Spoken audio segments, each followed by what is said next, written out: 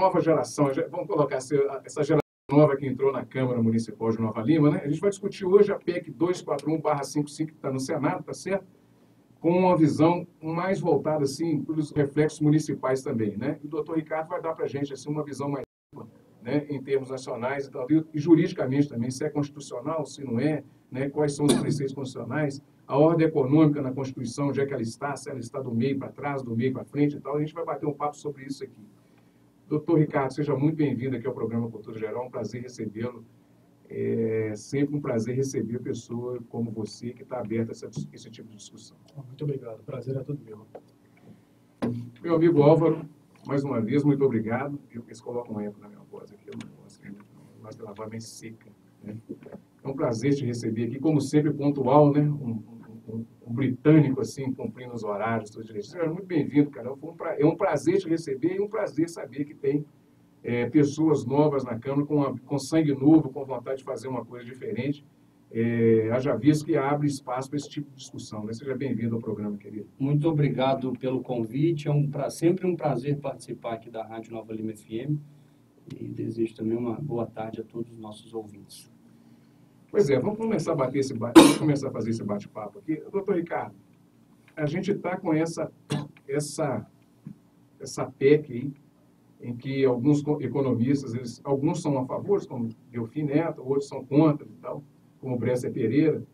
E é muito importante que façamos esse debate, já que a gente não vê, de fato, esse debate na grande mídia, né? A grande mídia realmente não tem feito esse tipo de discussão acerca da PEC 241/55, que hoje está no Senado, né? É sempre feito de forma relativa, né? Parcial. Sempre de forma...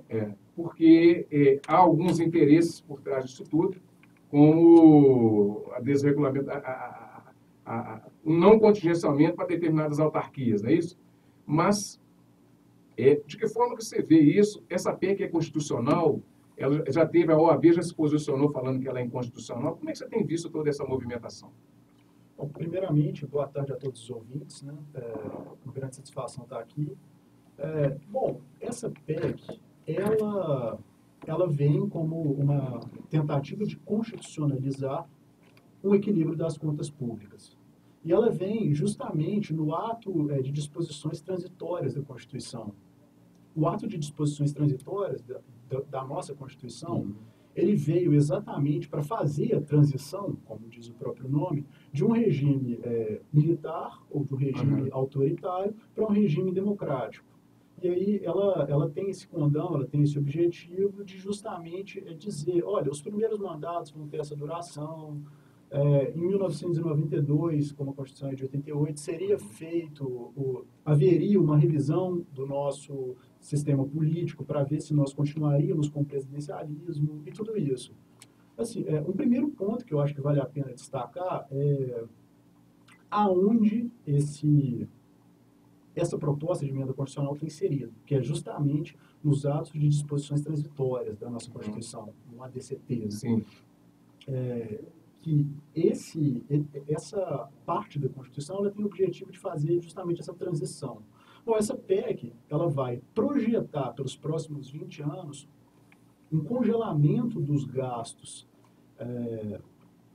nos três poderes e nas outras instituições, como o Ministério Público e Defensoria, para os próximos 20 anos, de forma que a gente vai equilibrar as contas públicas para, de alguma forma, não se gastar mais do que se arrecada, né? Doutor, eu não sei se eu estou infringindo aqui a liturgia do programa. Não, o programa é esse mesmo. O senhor está aí nas questões jurídicas, né? Tratando das Sim. questões jurídicas. Aqui cabe um primeiro questionamento. Quando o senhor mesmo coloca aí sobre o congelamento, né, das contas, com qual objetivo? Para não se gastar mais do que arrecada, né? Para os próximos 20 anos. Aí que está o meu primeiro questionamento sobre essa PEC. Claro que atualizado... Sim, anualmente atualizado pelo IPCA. Tirando 2017, que vai ter um índice diferenciado.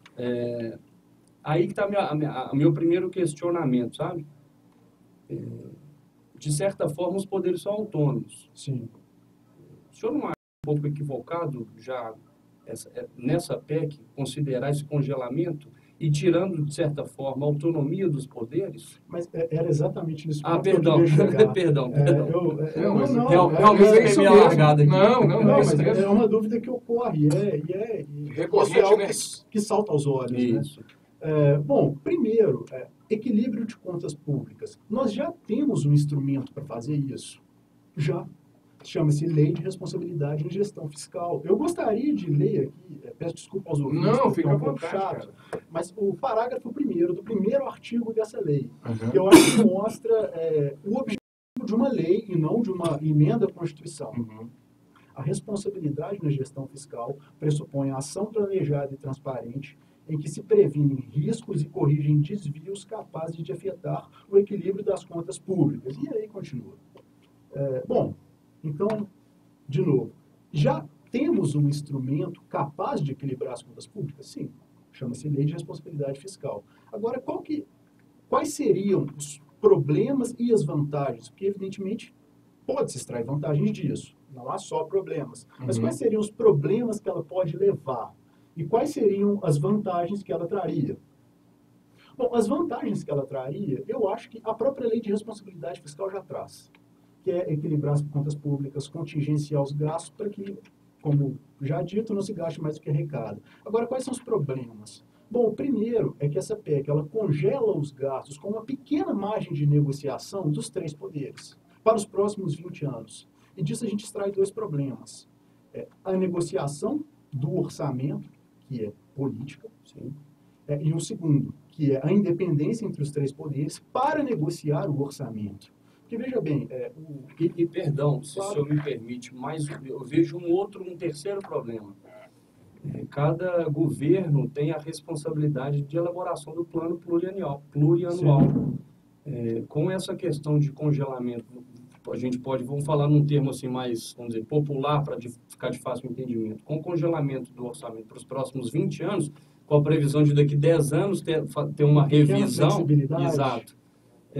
Você tira do governo eleito pelo voto direto a condição de aprovar um plano plurianual. Sim. Não é verdade? Então, só para acrescentar mais um terceiro detalhe que eu vejo como problema. Sim.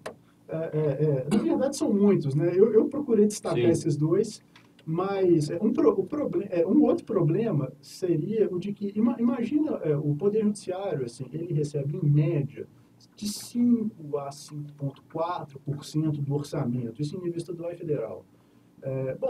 Então as negociações do Poder Judiciário, muitas das vezes, no sentido de, olha, com o Poder Executivo, com o próprio Parlamento, no sentido de, olha, não me dá 5,09% do orçamento, me dá 5,12% do orçamento, porque com esses 0,03% eu consigo realizar um concurso e resolver um déficit de pessoal que tem na área X ou Y. O que essa PEC faz é exatamente tirar essa prerrogativa de negociação e de acertos políticos do orçamento e projetar para uma emenda constitucional.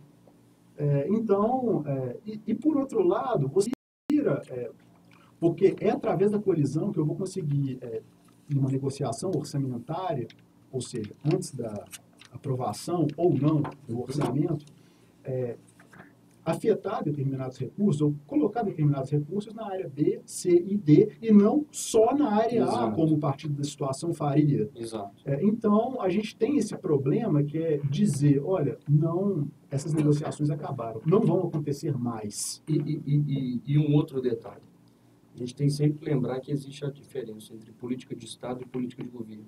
Sim. Política de Estado, quer dizer, deixa eu falar primeiro política de governo. Vamos dar um exemplo aqui, também acho que para ficar de fácil entendimento para todos. Bolsa Família. Foi um programa, ainda que controverso, mas apresentado pelo Lula, né, enquanto candidato a presidente da República. Essa era uma política de governo. Ele era uma principal bandeira que ele levantava durante a campanha e depois de vencida a eleição, ele implementou em seu governo e acabou por uma política de Estado. Independente de partido político que assuma um futuro governo, não vai cortar o Bolsa Família. Pode ser que aprimore alguma ferramenta de trabalho, um gerenciamento. Se você aprova essa PEC, ou seja, congelando o orçamento, você inibe qualquer futura candidatura a apresentar uma política de governo. porque ela já vai ter um orçamento congelado e não vai poder fazer nada de diferente que já está aprovado no orçamento. Entendeu? As próximas eleições, pelo menos as 4 futuras eleições, porque 20 anos, né? Sim. As futuras 4 candidaturas ao governo federal vão ficar prejudicadas por conta disso. E, consequentemente, estadual, por conta do princípio da simetria, e Sim, municipal. verdade. Então, Pois é. vai atingir todos os níveis da nossa Principalmente federação. aquelas cidades que dependem de FPM, que é o Fundo de Participação dos Exato. Municípios. Sim. Que é a grande avassaladora maioria dos municípios do país. Bom, gente, chegou aqui o nosso amigo Tiago Tito, que já está aqui nos estúdios. Tiago, te apresentar aqui o Dr. Ricardo Moraes, né? Professor lá da Milton Campos. E Álvaro Azevedo, apresentar seu novo colega de câmara. Prazer. Tiago, seja muito bem-vindo ao programa. É um prazer te receber aqui por esse tema tão importante que é discutir a PEC 241/55, que vai afetar, de fato, ela vai afetar, sim, as receitas municipais, né? A gente já está vivendo um momento de crise endêmica, né? e feroz. A gente discutir esse assunto. Seja muito bem-vindo, muito obrigado por aceitar o convite e vir debater esse assunto aqui com a gente. Obrigado. Eu peço desculpa, mas antes de cumprimentar de vocês, né, cumprimentá-los, eu queria pedir desculpa pelo atraso, mas a gente estava no lançamento oficial ali da Comissão Técnica do Vila Nova, então peço desculpa aí pelo atraso, e agradecer pelo convite, né, mais uma vez estar aqui na rádio, um prazer conhecê-lo, professor Ricardo, obrigado, Betão, e meu companheiro aqui, pessoa que eu passei a respeitar e conhecer melhor, o Álvaro Azevedo, que todo mundo deveria conhecê-lo melhor, viu? E uma honra estar aqui com você dividir nessa... Igualmente, Thiago. Muito bem. Ricardo, a gente está nessa discussão da PEC e as exceções, né? As exceções do contingenciamento de despesa, tem um muito interessante aqui a linha V, né, da PEC, que eu consegui imprimir, né, que são as despesas com aumento de capital de empresas estatais não dependentes. Né. Isso significa que aquelas empresas estatais não dependentes já estavam lá com seus títulos podres, né, tem um artigo da Maria Cecília Fatorelli, muito bom para quem quiser ler e tal, é só digitar lá, Maria Cecília Fatorelli. Ela fala o seguinte, que como essas empresas vai ficar fora desse contingenciamento, ela fica fora desse contingenciamento, mas as pessoas já tiveram essas informações privilegiadas, então elas foram lá e compraram os ativos que estavam podres. Né? Então, quando vier o contingenciamento, aquilo que valia R$1 vai passar a valer 100. Sim, né? E isso é uma coisa muito doida, porque, por exemplo, existe todo um arcabouço aí, parece que é uma coisa assim mais ligada ao capital vadio mesmo, aquele capital que até o Trump fez esse contraponto nos Estados Unidos, né? São duas linhas de capital disputando o mesmo espaço, né? O conservador e o democrata, né? Só que nesse caso dos republicanos, eles vão fazer uma reserva de mercado para os americanos, tá certo? Que é contra esse capital vadio que vai lá, por exemplo, à China para explorar a mão de obra escrava, né? Nós podemos dizer que a gente está vivendo um momento assim de usurpação da função social do Estado? Podemos dizer nesse sentido, assim, o Estado não está sendo... As pessoas que estão ligadas ao poder, elas estão tentando voltar àquela parte do Estado que não tem que se preocupar mais com o fim social do Estado, e sim a liberdade total do Estado, sem nenhuma intervenção, deixando que o mercado regule o próprio Estado? Bom, essa pergunta ela é crucial com relação à PEC e outras medidas historicamente já tomadas nesse sentido. Bom, com relação a essa questão do social, eu já retomo, mas se a gente pensar historicamente o discurso da austeridade econômica, ou do progresso, ou da ordem e progresso, e o que ele acarreta em termos nocivos para o nosso Estado, não é novo. Eu trouxe aqui alguns dados, tanto do IBOP, quanto ambos do IBOP, que o Zé Murilo de Carvalho traz no livro dele, Cidadania no Brasil, eu anotei aqui, que é com relação à importância da economia para o Estado e como que muitas vezes ela serve para legitimar determinadas medidas autoritárias.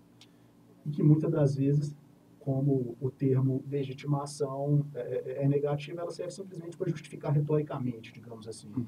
Bom, muitas das vezes se fala que no período da ditadura militar, nós tivemos o crescimento, o período do milagre econômico. E o Zé Murilo ele destaca uns dados bem interessantes. Bom, os 20% mais pobres da população em 1960 detinham 3,9%, 4% da renda nacional. Em 1980, isso caiu para 2,8%. Mingou, ou seja, os pobres ficaram mais pobres. E os 10% mais ricos da população, que em 1960 tinham 39,6% da renda nacional, ou seja, 40% da riqueza, passaram em 1980 a ter 50,9%, ou seja, mais da metade. E isso ainda é mais alarmante quando a gente passa para 1% mais rico, que passou de 12% para 17% de toda a renda nacional. Bom, o que isso tem a ver com essa medida? Porque a princípio são dados soltos. Sim.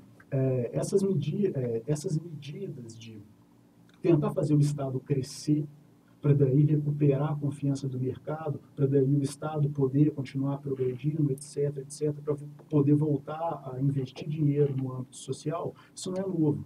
A questão é, a gente vai equilibrar as contas do Estado para fazer a economia voltar a crescer, mas a gente, por outro lado, vai distribuir bem essa economia? Essa é a grande pergunta. Exatamente. Tem o parecer do senador Randolfo Rodrigues no projeto de emenda constitucional número 55 do Senado, a PEC de contingenciamento de gastos, que ele traz dados desse tipo. Ele mostra, olha, hoje nós investimos cerca de 20% do PIB no Estado, seja em política pública social, seja em habitação, seja no pagamento de folha, investimos 20%. A questão é, se a gente projetar nos próximos 20 anos uma média de crescimento de 2%, com as despesas contingenciadas, nós vamos retrair a porcentagem do PIB no investimento no Estado. Então, em, salvo engano, 16 anos, a gente vai cair, o nível de investimento, a porcentagem do PIB no investimento estatal vai cair para 17% e, posteriormente, vai chegar em torno de 14%. Então, nós vamos equilibrar as contas públicas, nós vamos viabilizar governos que não vão gastar mais do que arrecadam, mas, por outro lado, essa estabilidade vai servir a quem? Se a gente tomar os números aos 10% mais ricos, a 1% mais rico, ou a uma distribuição equânime das riquezas? É uma pergunta importante a ser feita. E, na verdade, vai servir a quem? A qualquer um, que menos a população que mais precisa. Exato. Por quê? Se a gente congela o orçamento para os próximos 20 anos, hoje a saúde não está num patamar que todo mundo espera e precisa de atendimento. A gente vai ainda congelar o orçamento para qualquer avanço na saúde não ter, porque o orçamento está congelado e não pode contrair mais despesa. A educação federal, se quiser transformá-la em tempo integral, não vai conseguir. Não vai ter recurso para contratar mais professor, por exemplo. Não vai ter mais recurso para trazer um benefício, um ganho salarial para os professores da rede pública. Não consegue. Se fosse um contingenciamento apenas de uso de cartão de crédito lá do governo, de passagens aéreas, nesses gastos, aí eu concordaria com essa PEC.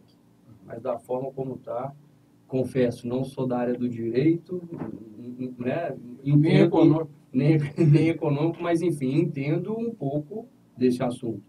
Eu, particularmente, não concordo com essa PEC. Apesar de já ter sido aprovada em segundo turno na Câmara. Mas essa Câmara aí não...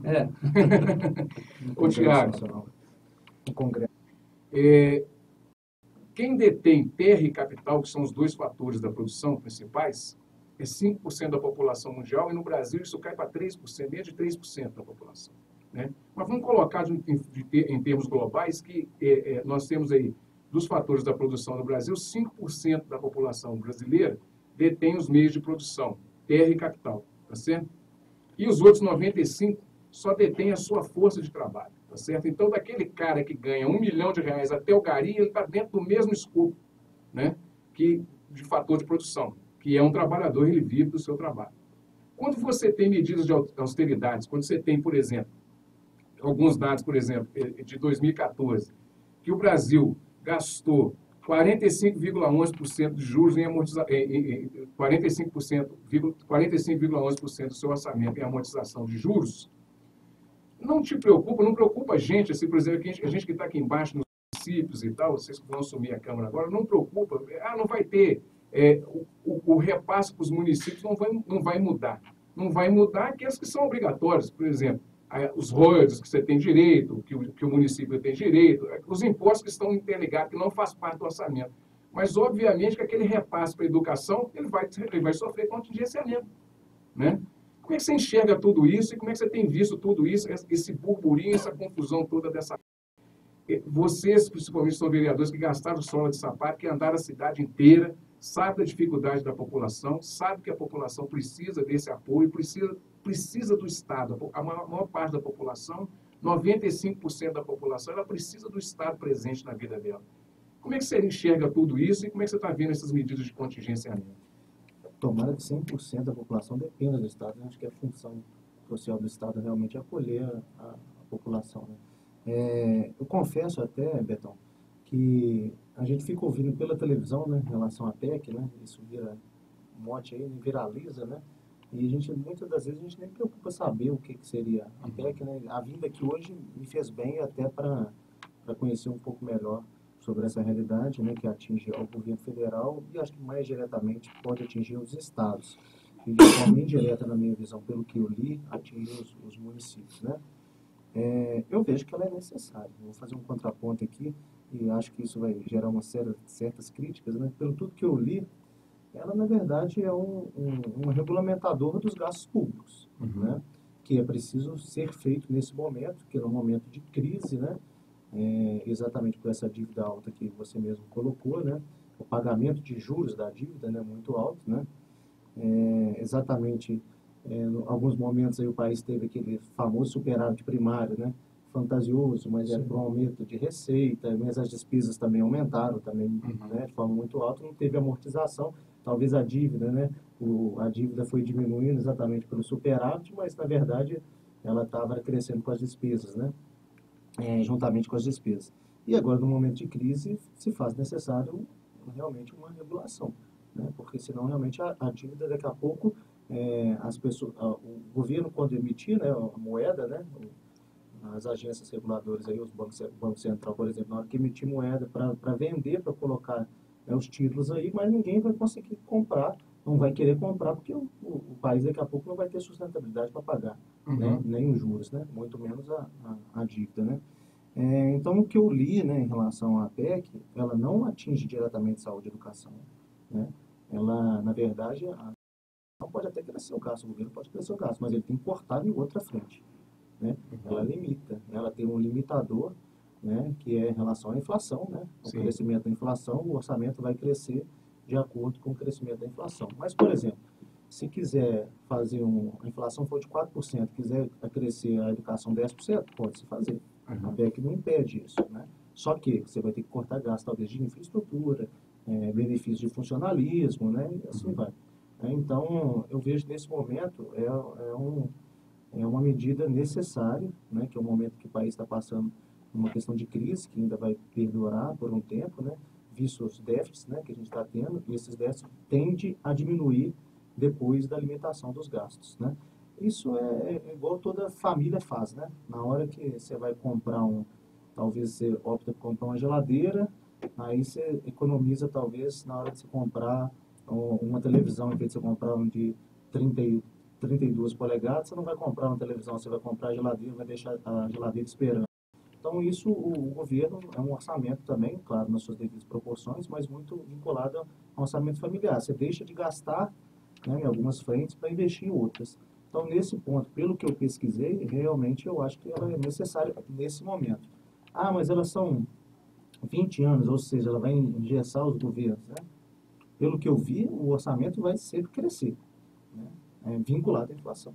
Né? Então, não vai ter diminuição de orçamento. Né? A ideia é o seguinte, porque quando a gente fala assim, quando a gente fala em as políticas sociais, na realidade, ela é saúde e educação. Né? A educação, política social de fato mesmo, se você for colocar de fato mesmo ali, está a educação, que é o mote disso tudo.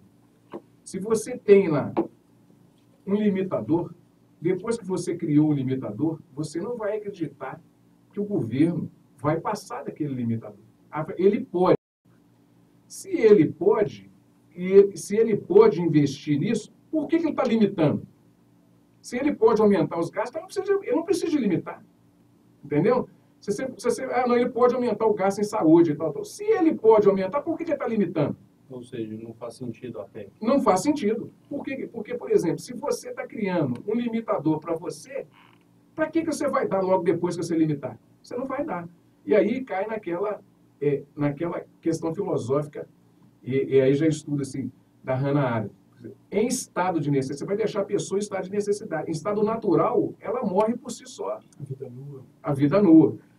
Se você coloca uma pessoa, ela usou esse raciocínio, eu estou estendendo isso analogicamente, você pegava os judeus e colocava eles no campo de concentração. Você não precisa de matar, não deixa ele estar naturalmente. A perda do capital é natural, ela perece, tá certo? A perda do investimento. Você só vai repor a inflação. A inflação é perda. Se você perdeu, você repõe e deixa em estado natural o orçamento de 350 bilhões. Se você for fazer isso, você não vai chegar nem a 400 bilhões daqui a 20 anos. Então, ou seja, daqui a 20 anos, nós podemos ter a população 100 milhões a mais, porque é mais ou menos isso que cresceu a população do Brasil. O Ederson, eu posso... Não, o programa é esse. Você só fez o reajuste em relação à inflação. Né? Se for, na prática, for feito o crescimento do investimento na educação vinculado à inflação. Uhum. Né? Mas ela não vincula o gasto com a educação ao teto da inflação. Justamente, tem algo que você colocou, vereador, que eu acho que é totalmente relevante, que é a necessidade de controle das contas públicas. E eu acho que isso é salutar. Senão, um Estado descontrolado pode acontecer igual outras vezes já aconteceu. Eu cito o exemplo recente da USP, né? Em que 100% do orçamento da universidade, por alguma série de descontroles, já não estava dando para cobrir mais a folha de pagamento dos professores, só a folha de pagamento. Então, existem medidas que tornam necessário isso. Eu acho, igual eu falava aqui um pouco antes, que nós já temos. E eu acho que a gente pode atribuir essa função de controle das contas públicas à lei de responsabilidade fiscal. Ela que vai dizer, olha, a União ela só pode gastar 60% do seu orçamento com folha de pagamento, e quando aquele determinado poder ou ente atingir um limite prudencial que é de 10%, ou seja, quando ele atingir 54%, o Tribunal de Contas vai mandar uma mensagem para aquele indivíduo e vai dizer, olha, cuidado, porque se a arrecadação caiu ano que vem, você vai passar. E se você passar, você está sujeito às medidas dessa lei. Então, e essa medida foi uma medida importantíssima do Fernando Henrique, porque ela, de certa forma, equilibra, mas, por outro lado, ainda dá uma mobilidade para o parlamento, a casa política por excelência, negociar o orçamento. Dizer, olha, queremos afetar tanto para determinada área, queremos afetar tanto para determinada área, queremos ampliar para bater assim, no limite de folha de pagamento dos cargos públicos, então faz. Por outro lado, corre o risco de, com uma determinada queda de orçamento, cair nas penalidades da lei de responsabilidade fiscal corrigidos, mas, por outro lado, não ampliaremos o investimento de acordo com o PIB. E esse PIB é para alguém.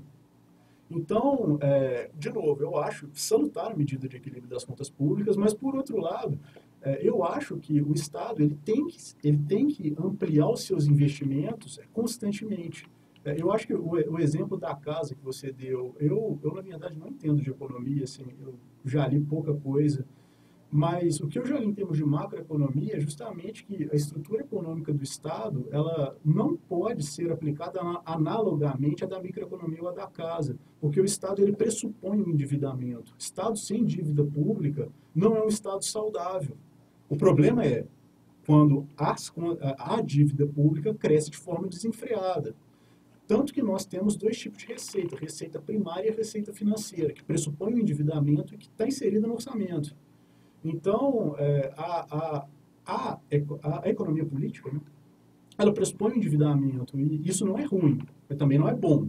Isso digamos, a forma como se dá, né, a forma como se estabeleceu. Então, de novo, o controle das contas públicas é salutar. Eu acho que você vai ver problemas ou soluções relacionadas a isso nos próximos anos, né? Mas, por outro lado, a gente tem que tomar cuidado porque a prerrogativa de negociar orçamento está sendo tirada de vocês. Exato. Pois é, esse Foi o que eu grande disse no detalhe. início. A prerrogativa de elaboração do orçamento legislativo cabe ao legislativo e não ao executivo. Você quer falar alguma coisa? Pelo também, o que estou falando com base no que eu li, né? Uhum. A prerrogativa de investimentos, né? Vamos colocar aqui, a gente está batendo aqui na questão de saúde, né, e educação, continua sendo o Congresso Nacional, né? Limitado, é lógico, a um teto de gastos.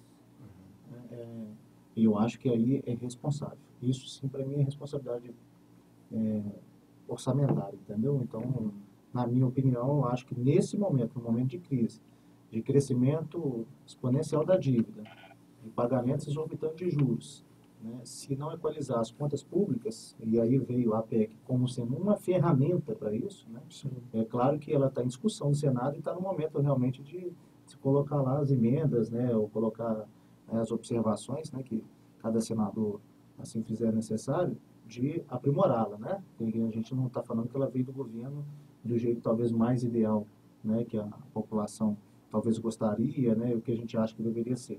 Então, estão lá os nossos representantes exatamente para fazer essa devida emenda, né, em relação a ela. Mas, nesse momento, assim, não é fazendo defesa dela, né, acho, nesse momento, que ela é necessária, acho que tem uma desinformação em relação a isso, né, colocaram muito uma questão, ela vai cortar investimentos sociais, e isso viralizou, ela vai cortar, ou seja, ela não vai cortar, né, ela vai controlar, né, o avanço do orçamento.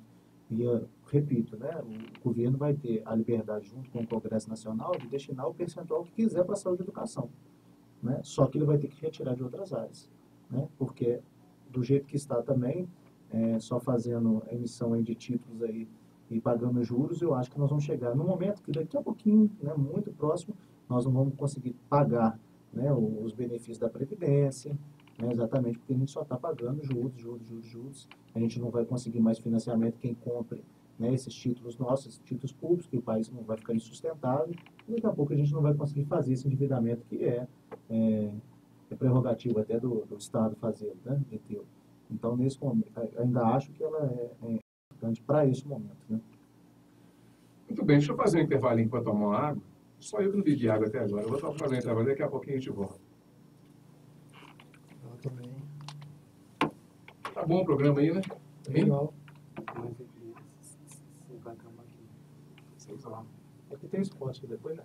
Aqui, depois, tá gravado aqui? Tá gravando aqui os bastidores também? Tá gravando, mas nós estamos ao vivo pela live aí. Hein? Eu pergunto exatamente quando começo a brincar aqui. Estamos ao vivo aí pela vocês live até pelos falando a bastidores. questão do FPM também, que reduz, mas ela não vincula receita, não.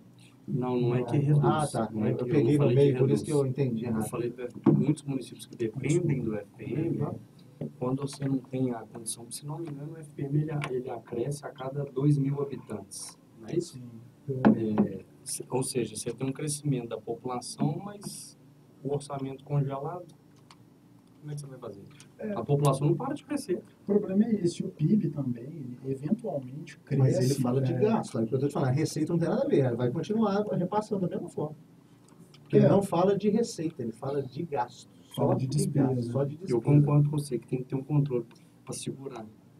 Mas o problema é 20 anos. E por emenda constitucional. Por emenda constitucional. Esse é que é o grande...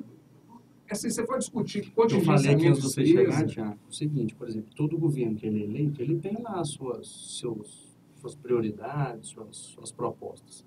Se você congela o orçamento, por exemplo, Bolsa Família, se isso já tivesse feito antes do Lula, o Lula já conseguia fazer Bolsa Família. Uhum. Aí estaria congelado. Conseguiria, ele teria que talvez tirar de outras Não, fontes. mas aí você arrebenta outra área. Não, claro. E é isso que eu estou falando, por exemplo. Isso eu não engodo. Isso não sai, eu não, só né, vou gente? falar, assim, porque, por exemplo, se Sai você tudo. vai limitar o gasto, Sai tudo. se você vai limitar o gasto, entendeu? Se você limitou o gasto, para que você vai... Se você limitou, que é para você não dar nenhum tipo de aumento Eu fora do acho que aumento. você tem talvez uma outra questão também, que é o PIB, né? O total de tudo que é produzido. Sim, Assim, sim. se você está projetando a despesa de 2017 para frente, você está dizendo, olha, ainda que o PIB cresça mais do que a inflação, porque hoje o que se gasta em educação e saúde é vinculado ao PIB. Sim, sim, sem sombra de dúvida. Então, Que foi o ganho real. Porque se você não tivesse essa vinculação, se você não tivesse essa vinculação, a gente não pularia. Se não tivesse essa vinculação, a gente não pularia de 35 bilhões para 350. Não tinha condição de fazer isso, entendeu? Então, assim, o investimento em educação e saúde, Eu acho que isso é investimento, não é gasto. Convencer a aprovação disso é Entendeu? vender a ideia de que Essa está que é a fazendo leitura. só pra mas comprar o eu resultado. acho que tem uma possibilidade muito grande do Supremo barrar. Isso aí Eu acho, é inconstitucional. Aí Eu acho essa PEC inconstitucional. essa é uma outra discussão, né? Não, eu digo que há possibilidade. exato. Isso que eu acho dizer. Assim, Porque eu, inclusive, acho também que é constitucional. O Gilmar Mendes concorda Você imagina, com a PEC. E ele concorda. se você imaginar que isso vai gerar um efeito cascata, mas se o fato imagina, dele já ter isso vai descer pronunciado para os estados e a respeito municípios. disso, pode inclusive dar seja uma suspensão. Suspeição, exatamente. Ah, mas fala isso aí de todas as ações que a gente coloca aí e não deixa. Não pode, tem que ter a postura, né? Poxa, ele não pode se posicionar antes de julgar. Eu acho ele um cara. Foi o caso do Bruno Goleiro, independente do crime. Ele já está condenado antes de ir para julgamento. Já sofreu uma ação midiática, acabou. Qualquer um, né? Nardoni, qualquer um. Muito bem, voltamos aqui com a cultura geral, agora com a parte final do programa. O programa passa igual um foguete, eu sempre falo para as pessoas, o programa passa rápido demais, as pessoas vão pedir 1 hora de programa e tal. Professor, e aí eu queria fazer uma colocação aqui em termos macro, né? Porque eu ouvi algumas coisas esse final de semana com relação à eleição do Donald Trump, porque às vezes a pessoa pensa assim, tá lá nos Estados Unidos, não vai ter referência nenhuma com nós aqui, com a gente aqui no município, em Nova Lima, em Belo Horizonte, tem ligação direta. Estão falando muito do capital vadio, né? E esse capital vadio, o que é? É a alocação das empresas americanas em outros estados soberanos, igual a China, por exemplo, trabalhando com trabalho escravo, né? Muitas das coisas desse contingenciamento, não dá tempo a gente discutir isso aqui, eu chamei o Miguel Mazinetti também, que ele também gosta, né? A gente fazer um outro programa também com Meu outro sócio. Pois é.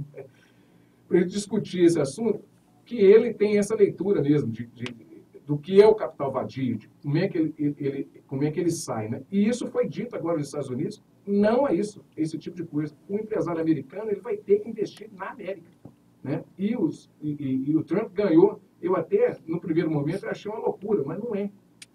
Ele ganhou a eleição com um discurso daquelas pessoas com acima de 35 anos que estão desempregadas nos Estados Unidos, sem emprego, e os empregos viraram emprego escravo em outros lugares, né?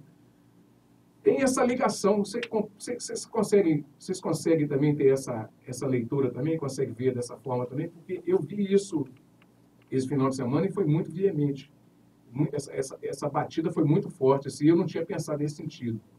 Betão, permita o seu primeiro, mas eu acho que a eleição do Trump é exatamente a questão da aversão à política. Porque uma ignorância tão grande dele de achar que vai isolar os Estados Unidos e achar que ele vai, num mundo globalizado igual está, de achar que ele vai manter o capital só dentro do país dele, né? Eu acho assim, quem sou eu também, não sou economista, né, de avaliar, mas pelas aulas que a gente tem de economia aí, né, que a gente já teve na vida, a gente fala da importância das relações internacionais, né, do livre comércio em alguns casos, né, tal.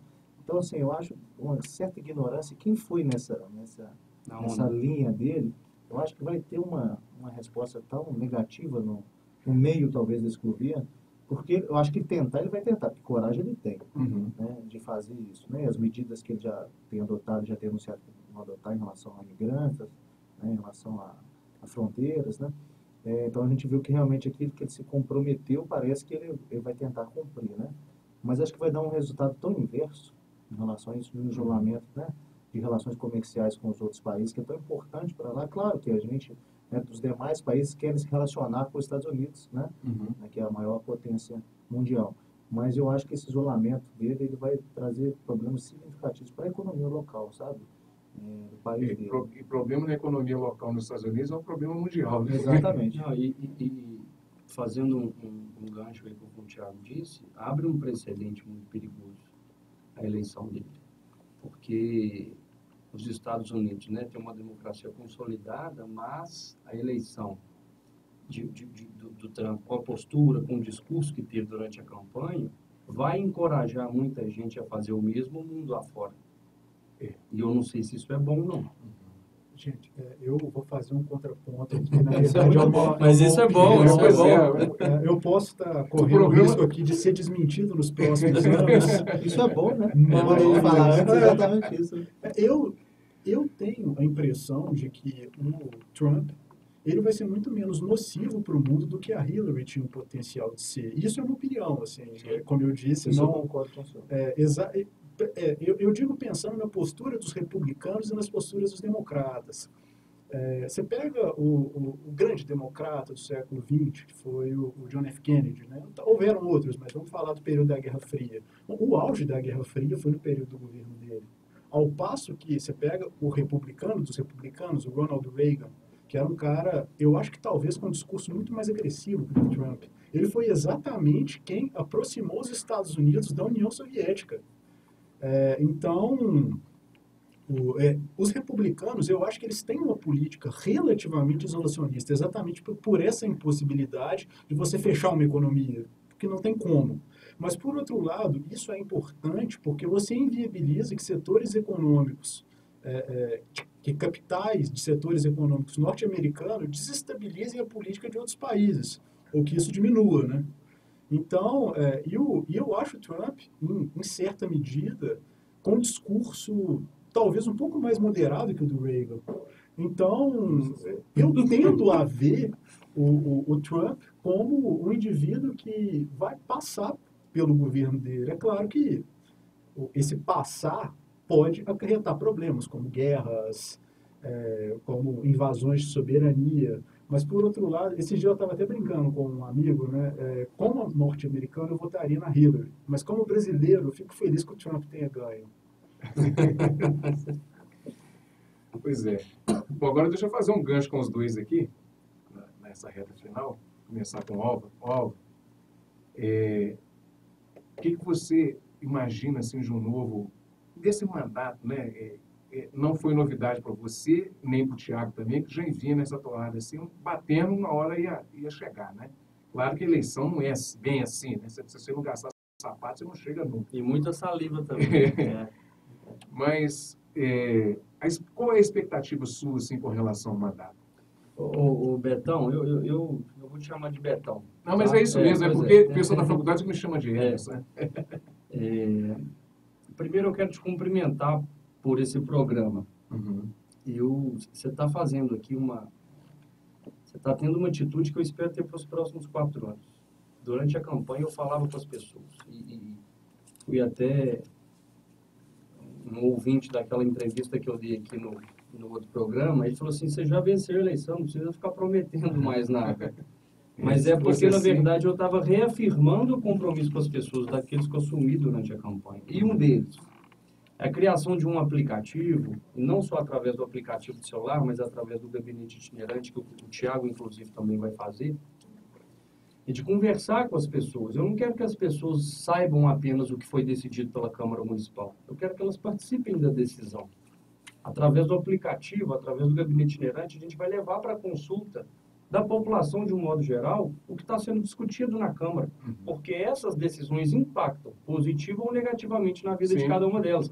E o seu programa aqui hoje está trazendo à discussão um projeto que ainda está sendo discutido no Congresso Nacional, né, para maior conhecimento e esclarecimento das pessoas. Então, por isso que eu estou aqui te cumprimentando, porque é o que eu pretendo fazer para os próximos 4 anos. Dar condição para as pessoas saberem o que está sendo antes discutido, não só foi aprovado, mas o que está sendo discutido. Porque todas as decisões que vão ser tomadas pelo Legislativo Municipal vão impactar a vida das pessoas que vivem aqui. Então, as pessoas que vivem aqui têm que ter conhecimento disso e ter oportunidade de discutir. É bom para a cidade? Não é bom para a cidade? Né?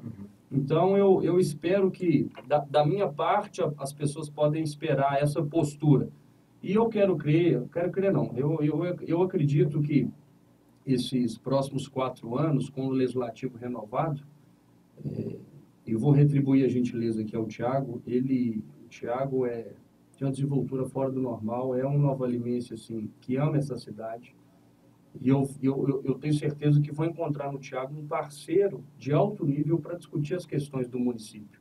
As pessoas podem saber que com o Thiago o legislativo se qualifica, né?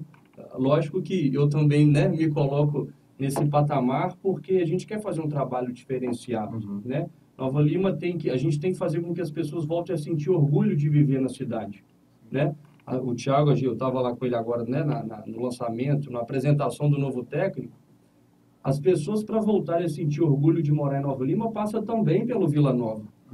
O Vila tem que dar orgulho, tem que apresentar resultados dentro também de campo para as pessoas. Então, o que eu espero do Legislativo, para finalizar, é uma postura diferente, né? Uma postura que vá fazer com que as pessoas voltem a acreditar na política, que é uma atividade muito honrosa. E a gente vai salutar, e a gente vai fazer por onde? Fazer com que as pessoas vejam nos vereadores pessoas que realmente estão interessadas nos problemas e apresentar soluções para a população da cidade.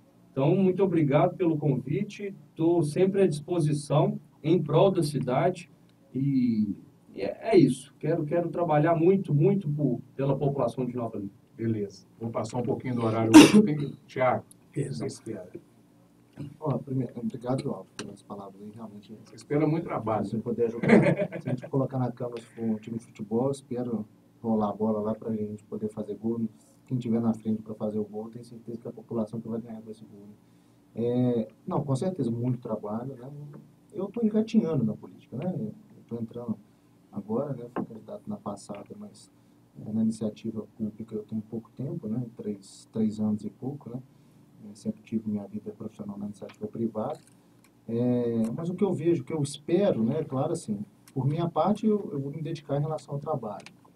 Em relação à Câmara, eu espero que a gente tenha sinergia, né, e bom senso todos, que a gente fizer lá, a gente, como o Álvaro falou, vai impactar no dia a dia da população, e que a gente faça o melhor para essa população, que eu falo que eu tenho muito orgulho de ter nascido aqui nessa cidade, ser criado aqui, aí ter minhas raízes aqui, não sair daqui, né, por situação nenhuma, nessa cidade que é maravilhosa, sem hipocrisia nenhuma, eu gosto mesmo, viajo, fico 3 dias, eu fico doido para voltar, né? Então, então é uma cidade que é acolhedora e que a gente possa dar orgulho para essa população, principalmente, né? E eu falo por mim, pelo Álvaro e aqueles jovens que foram eleitos, né? A votação que a gente teve, né? Se a gente somar a votação dos jovens, né? O nível de responsabilidade que a gente vai ter em relação ao que nos foi confiado é gigantesco, né? Então, por minha parte seria isso. E da Câmara, é claro, essa sinergia, né? Que a gente possa entender que tem 5 novos e tem 5 que estão sendo reeleitos, né? Mas que a partir de agora a gente joga no mesmo time, né? E a gente está aí para construir política pública, fiscalizar o executivo, o prefeito, né? Que a gente saiba disso, que a gente tem essa obrigação sim de fiscalizar, porque o que a população mais clama realmente é o combate à corrupção, aos desvios, que está cansado, né? Acho que o voto até na gente talvez pode ter sido até um voto de protesto mesmo, de negação à velha política que sempre existiu, né? E colocam na gente essa expectativa. Então, a gente trabalhar nessa linha. E em relação à população, eu penso também aí, o que eu gostaria, um pouco também de consciência em relação à função do vereador. Né? Depois que a gente é eleito, a gente tem a proporção de como que as coisas vêm, né? E a função do vereador é muito clara em relação a fiscalizar e legislar, né? Criar leis. Mas é claro, a gente tem uma função social também, da gente, principalmente vereador de cidade interior, da gente estar próximo de ser aquele presidente de associação de bairro também, né, de viver o dia a dia da associação. Tudo aquilo que é para a coletividade é muito bem-vindo. As portas, tenho certeza que a do Álvaro e a minha também do gabinete vão estar abertas, mas que a população entenda também que o vereador não é para arrumar emprego, o vereador não é para pagar conta de água e de luz. Entendo e deixa a gente trabalhar para a gente trazer resultado que vai melhorar essas coisas para a população. Não vai precisar de pedir. Não vai precisar de pedir. Né? A gente tem que criar formas para a população ter desenvolvimento próprio. Né? E isso é função nossa, né? Aí tanto do executivo quanto do legislativo, de criar oportunidades para a população. Né? Mas não são oportunidades individuais. Né? É para geral, para todo mundo ter acesso. Né? Entender isso nesse momento. né, que a gente vai ter, né, eu acho que o Alves vai trabalhar dessa forma também, que nessa situação nós vamos ter que falar um não. Né? Não é um não porque a gente quer, porque não é a nossa função, né, e a gente não tem que ficar fazendo conchavo com a empresa para empregar as pessoas, né, então a gente quer fazer um trabalho sério, né, e a gente precisa dessa consciência da população e principalmente da participação da população. Né? Quando a gente vê que a população participa, o legislador ele fica mais atento, ele pesquisa melhor sobre aquele projeto, a ação que ele vai tomar em relação àquilo. Então, é importante. Eu vou toda reunião da terça-feira na Câmara, mas é aquele Vossa Excelência para lá, aquilo para lá. Cara, é aquele momento. Né? Tem as audiências, tem as comissões, reuniões de comissão, que a população também pode pedir a participação. Então, pedir à população exatamente que participe desse dia a dia com a gente. Né? E deixar claro as portas abertas para essa construção coletiva. Né? Muito obrigado pela participação. Gente, nós chegamos ao final, passamos de quase 5 minutos, né? Ricardo, um abraço, muito obrigado a Muito você, obrigado ao obrigado. Obra, obrigado ao Tiago. Deixa eu encerrar o programa aqui. Amanhã estaremos de volta com mais um programa Cultura Geral com Conexão do Bem. Um abraço e até amanhã. Você tem um segundo mandato? Não, candidatei não.